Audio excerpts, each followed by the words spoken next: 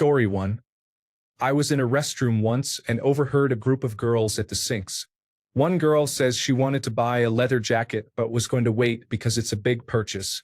Another girl responds immediately with, "You should just go to Turkey to get a leather jacket." There's a pause. And then the first girl says, "Are leather jackets less expensive there?" The second girl takes a moment to consider what was just asked, then dismisses it with, "You should just go to Turkey for the vibes and then pick up a jacket while you're there." Story 2. I was fortunate enough to go to a slightly pricey summer school, and one of my classmates, whose parents were wealthy, said, "I don't see why everyone doesn't just go to private schools. And it's so unfair that poor people don't have to pay for college." Story 3. With a heavy storm approaching England, a politician advised those in its path that they should maybe leave and go to their second or third homes to be safe. Story 4. At university, when I was searching for a new job all day every weekend, my girlfriend, now wife, who had never had a job, said, "I don't get it. Why don't you just get a job? If one of my friends wanted a job, they just got one." I found out her friends all worked for one of their parents' companies. I reminded her about the first time she looked for a job. Story 5. Over a decade ago, I drove a yellow cab for a living. I picked up a well-off gentleman and took him to the local country club. He was surprised that I wasn't interested in joining when the club charged most of my yearly salary to join. According to him, it was only $50,000 to start. When we got there, he tried to negotiate a lower fare. Story 6. Someone told my cousin who was grieving a child, "You can always have more children." This statement dismissed the depth of her pain and made it seem like her feelings weren't valid. Story 7. I had a business owner tell me once he does not pay his employees more because they don't spend their money wisely. They should be investing in commercial real estate. This man makes Scrooge look generous. Story 8. I had someone tell me that I should just get over it after a family loss, like grief is something you can push aside. It was honestly mind-blowing how out of touch they were. Story 9. Picture this. I am in high school. My mother and I are told that I have a terminal heart condition, and she takes her own life. I found her body, and my father was away on a business trip for days, and nobody knows where, until they find someone at his office that knows. So I, alone as a teen, have to handle the police and all that. My dad comes home, decides this is a perfect time to restart his own life, and evicts me. I graduated high school homeless, crashing in people's guest rooms and basements. College dreams dashed. My best friend, my only lifeline, says this, "Will you stop pining about your mother? That was like 6 months ago. Get over it." I lost my bomber jacket at Clyde's and you don't see me still going on and on about it. For Christ's sake, that was back in high school. Now in their defense, they were 17 years old, and teens say some pretty dumb things, myself included. But that was the hardest verbal slap in the face I ever got, and was the beginning of the end of our friendship. Oh, and yeah, the terminal heart condition was not terminal since this was nearly 40 years ago. Story 10. God made women less attractive than men, and women were only made to serve men. Mind you, this was a 40 to 50-something-year-old woman preaching this. I keep forgetting there are still people out there who think this way. Story 11. Why don't you ask your father to pay for it? I was working in a French private school with out-of-touch teenagers from wealthy families.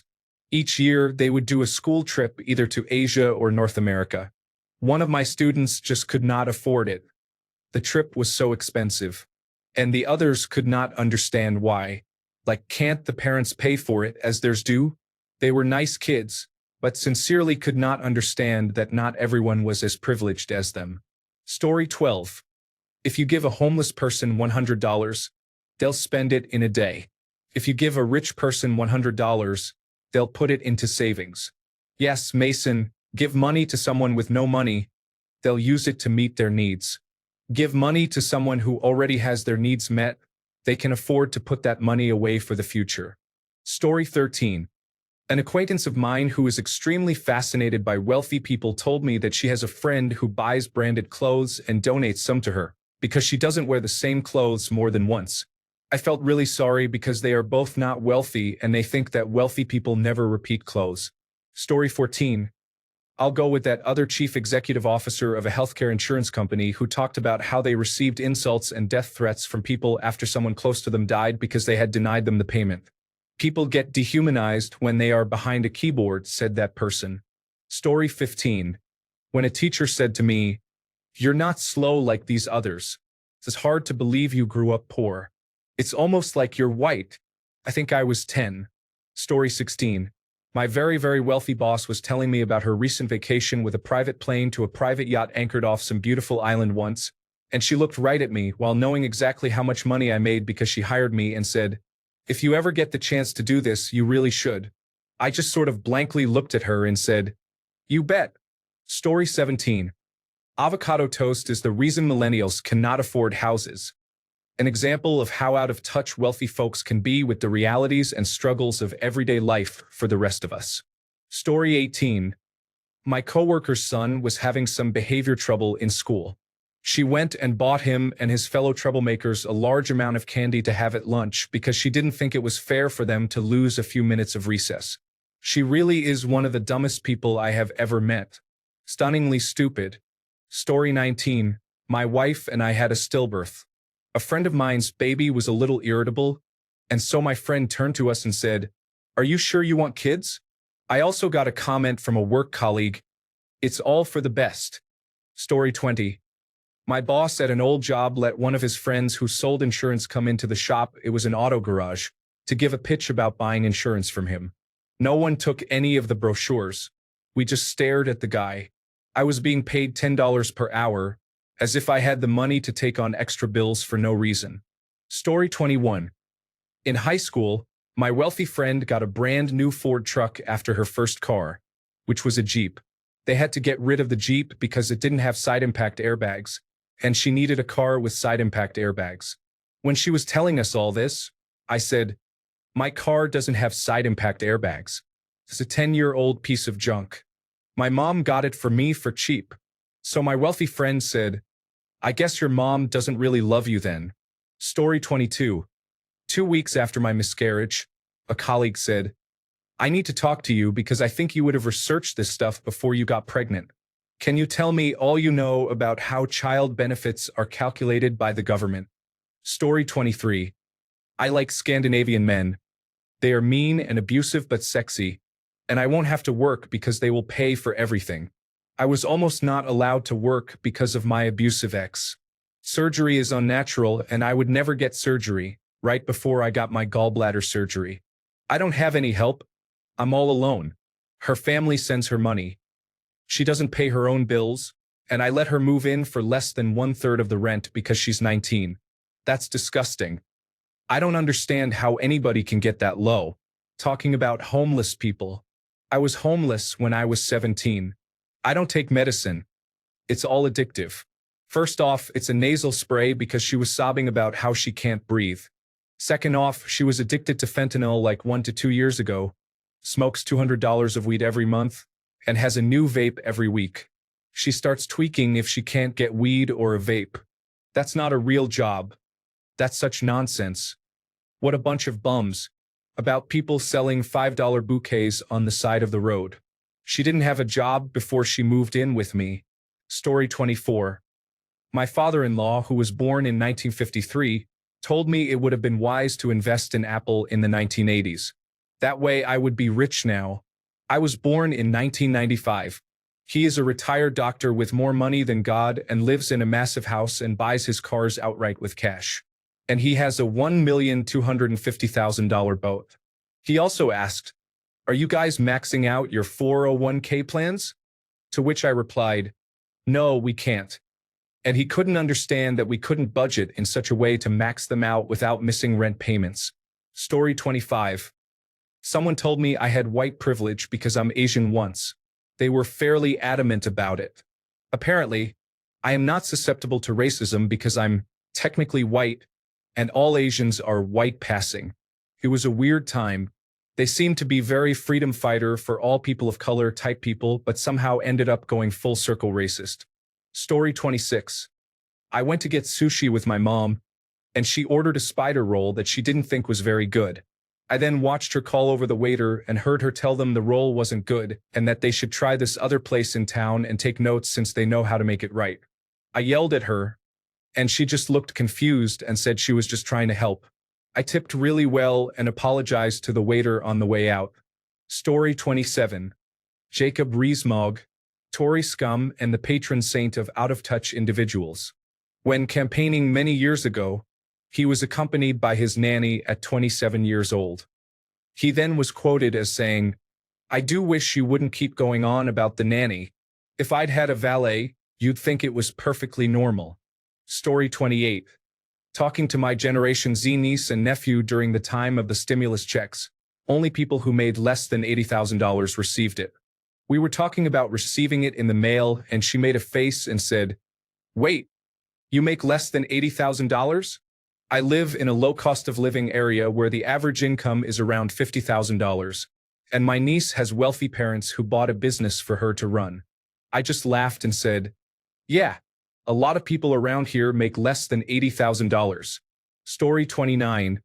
My washer and dryer broke. I was complaining about having to go to the laundromat to the doctor I work for. She replied with, "Why are you stressed? You just drop off your clothes, they wash them, and they will even fold them for you.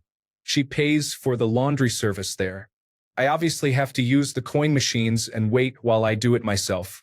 Story 30. I had a friend tell me she wanted us to have mismatched silverware for a cottagecore aesthetic, and I had to explain to her I grew up poor. It's not an aesthetic. Laughing my face off. Story 31. Why don't you just work harder and save? Or why don't you get a degree in a different field while you look? Surely you'll find a job in a different field, it's guaranteed. Story 32. I was just out of college, working as a farmhand for room, board, and about $100 a week. I was getting ready to start a new job across the country and saving up to pay for gas and new work boots. A couple of weeks before I was planning to leave, the transmission on my car completely gave up, and I was panicking. Another one of the farmhands who was from the Bay Area and just passing through, when he got tired of taking trains and planes, his parents sent him money to buy a new car in cash. Asked me, "Why don't you just get some money? That would solve everything." I just sat and stared at him. Story 33. It's unreasonable and unfair to be expected to care about all the things they are complaining about. This statement is regarding people protesting a large corporation destroying their land and abusing their people. They thought it was unfair to them that people were protesting day and night at some site they worked at. Story 34. My truck needed an oil change, which I do myself for the cost of about $35 and maybe 20 minutes of my time. The girl I was seeing at the time said, "Just get another car when the light pops up." She also said I was stupid for paying my phone bill. "Why do you pay that?" she asked. "Because I want to use my phone," I said. She responded, "That's stupid. Just make your parents pay that." My parents could barely pay for their loaf of bread. I guess her parents helped her out a bit too much. Good for them and her, but I think it sure messed up her mentality. She was blonde and pretty on the outside, but oh so ugly on the inside. Figuratively. Story 35. Oh yeah, I'm broke right now. Why don't you ask your parents for money? Hearing that as a kid made me mad. My parents lived paycheck to paycheck. $30 was a lot to them. Even $10 was too much to ask. Like, no, I can't just go and ask them that. Story 36. Someone I was friends with who was semi-religious tried to get me to go to church all the time, but I declined, and they weren't upset by it. My mom died, and the first thing they said to me was, "God always has a plan. Maybe you can come to church and pray for her soul with me." I never responded and blocked her. Story 37. During the 2008 recession, Boomer Brother bought a condominium that had gone into foreclosure. He spent the next decade lecturing everyone that they need to buy a foreclosed condominium. Not everyone has the down payment just lying around, and a lot of those condominiums were shoddy builds, which is why people were walking away from them. Story 38. Fully Raw Christina on YouTube is one of my favorite examples of an out-of-touch person. She is the kind of person who, if she became famous during the TikTok era, she would have been heavily criticized by Generation Z. She promotes this ridiculous, very expensive raw food diet.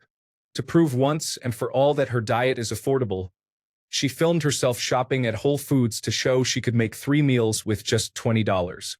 The best line was something like, "If I can buy 3 meals from Whole Foods for $20, then you can buy 3 meals from Whole Foods for $20. Story 39. I was on maternity leave and staying at my mother-in-law's for a few days. I was worried about bills and debating about going back to work when my daughter was 6 weeks old instead of 8. My mother-in-law was asking about my mom, and I told her that my mom was really sick and dealing with being sick. Aside from her multi-level marketing downline that I hate, my mother-in-law hasn't worked or made an income in 10 years. She lived off my father-in-law's Social Security until he died, and my husband has been helping her since my father-in-law passed away. My mother-in-law says, well, at least she'll get some time to lay in bed and recover. I said, no, she's still working. I just don't understand why someone would work when they're so sick. It just seems so irresponsible to me. Well, not everyone has someone to help them with bills. That's why I'm going back to work 2 weeks earlier than I should.